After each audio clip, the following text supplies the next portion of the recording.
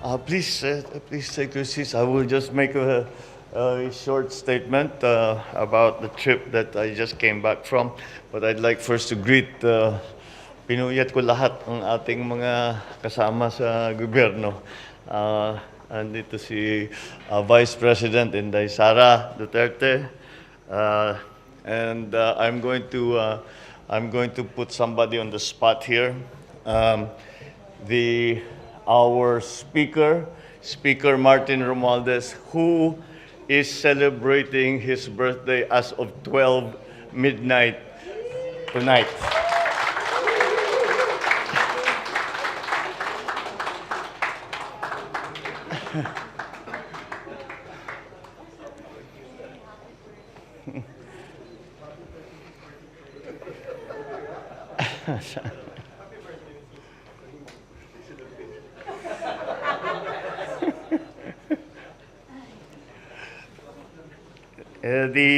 The members of the cabinet who are here, this is, well, you see Secretary Ricky is looking a little tired.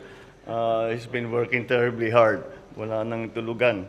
The members of the cabinet who are here, well, of course, Pasay District Representative Antonino Calixto, and Mayor Imelda Calixto Rubiano. I saw you. Okay, all right.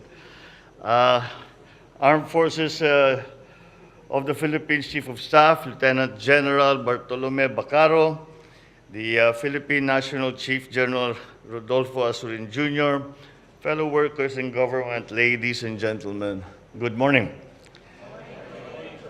I am pleased to report that my visit to Cambodia for the 40th and 41st ASEAN Summit was successful.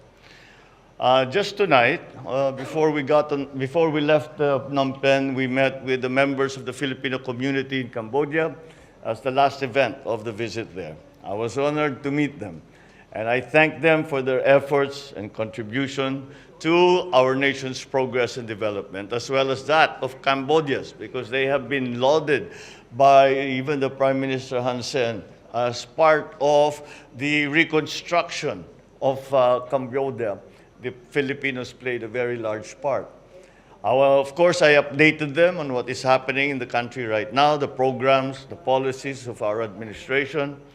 And before that, I participated in the 40th and 41st ASEAN summits and the related summits.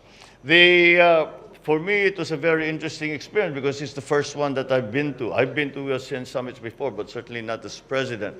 And it was I can see the value of having these summits because although there isn't a chance to sort of exchange views like possibly like we do, there is a very, very clear way of putting that it is an opportunity for all the member states and our dialogue partners. Meron tayong mga sa ASEAN, may kinukuhang iba na kausap din na ibang bansa kahit nasa labas ng Asia.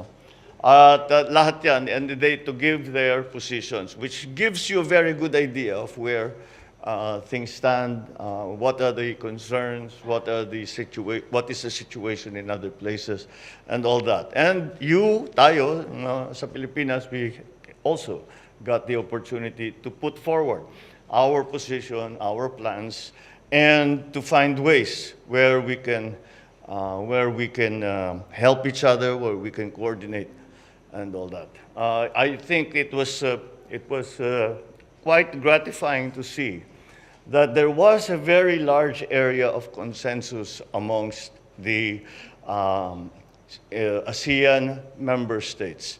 Ganun pare-pareho kasi sa atin, yung food supply, presyo ng fertilizer, presyo ng langis, yun ang inaalala, supply side problems.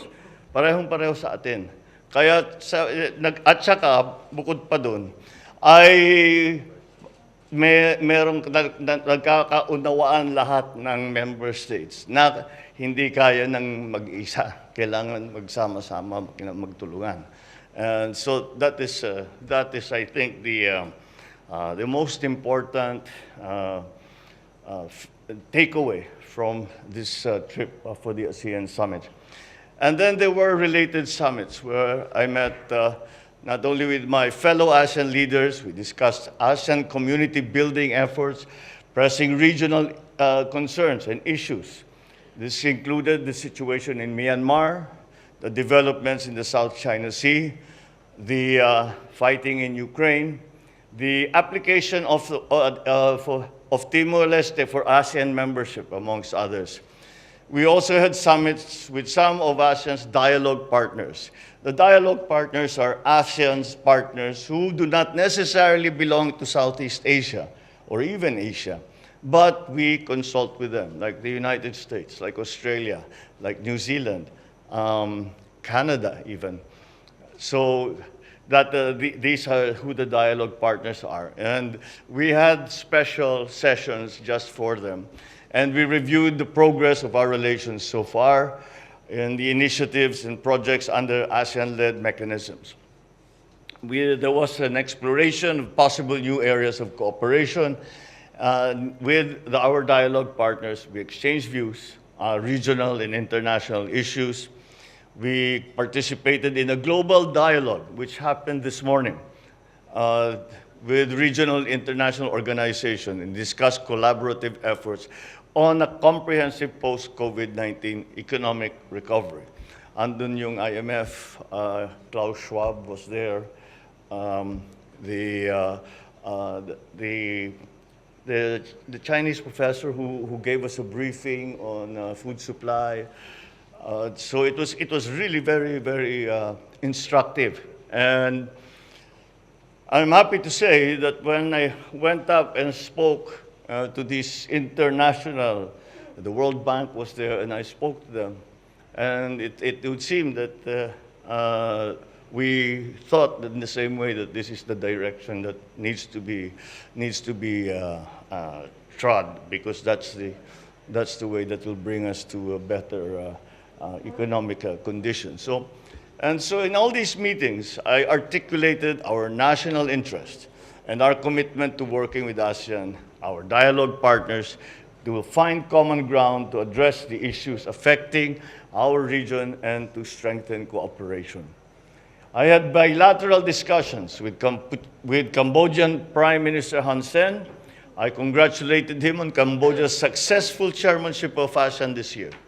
I also had bilateral meetings with His Majesty the Sultan of Brunei, the President of the Republic of Korea, the Prime Minister of Vietnam, and earlier today, the Prime Minister of Canada.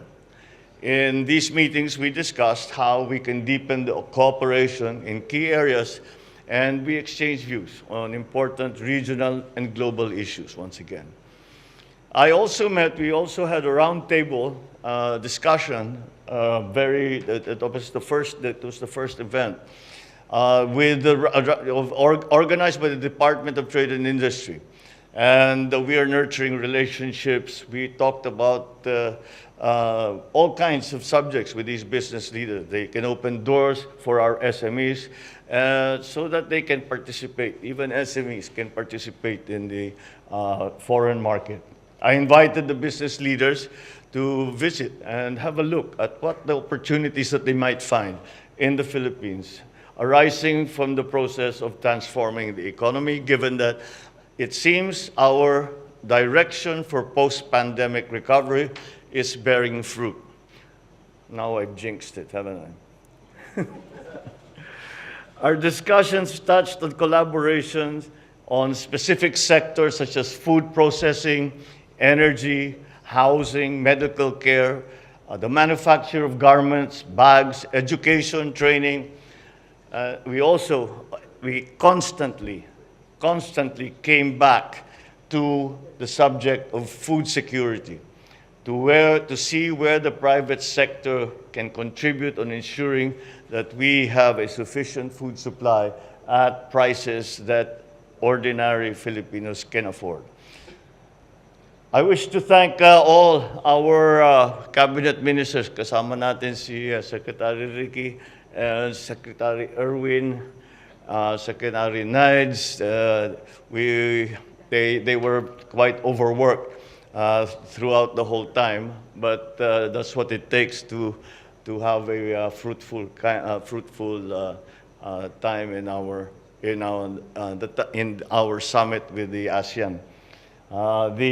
Our secretaries were ably represented their respective sectors during the summits, and the Philippine Embassy in Phnom Penh, I'd like to thank them as well for all the work that they put in to lay the groundwork and to support us while we were there. I thank also the Cambodian government because they extended a very warm welcome and exhibited some very fine hospitality to the Philippine delegation. We look forward now to working with Indonesia as they are the incoming chair of ASEAN next year. Maraming salamat po, magandang gabi po sa inyong lahat, at mabuhay po ang Pilipinas.